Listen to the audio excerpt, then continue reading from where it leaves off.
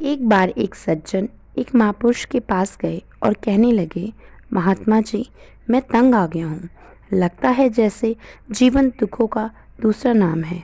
घर जाता हूँ तो पत्नी झगड़ा करती है, बाहर दोस्त तंग करते हैं, कोई किसी की चुगली करता है तो कोई किसी से ईर्ष्या से जला भुना है। समझ नहीं आता क्या करूँ। जीने की इच्छा समाप्त होती जा रही है। आखिर क्या लाभ है ऐसी ज़िंदगी का जहाँ प्यार ही ना हो। यह कहते कहते उनकी आंखों में आंसू आ गए।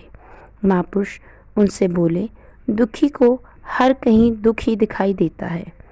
एक इंसान घास पर ओस की बूंद देखकर मुस्कुराकर बोला, वाह, मोती ही मोती, पौधों के ऊपर चांदी के मोती।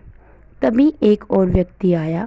उसके बाल उलझे हुए थे, आंखें सूजी हुई थी। वह ओस को देखकर बोला, लगता है मेरी तरह रात भर आसमान भी रोया है। वही घास थी, वही ओस की बूंद थी। वह एक को चांदी की मोती लग रही थी तो दूसरों को आंख से आंसू टपके। आखिर अंतर कहाँ था? अंतर था उनकी सोच में। पहला मन से खुश था तो दूसरा दुखी।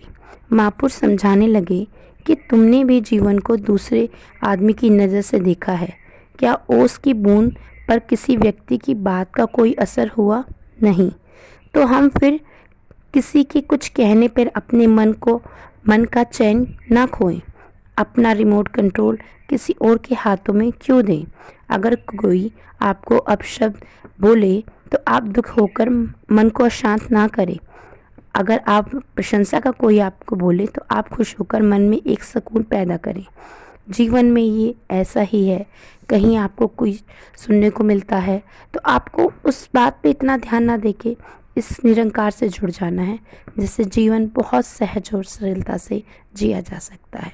साथ संगत जी, प्यार से कहना, धन्यकार जी।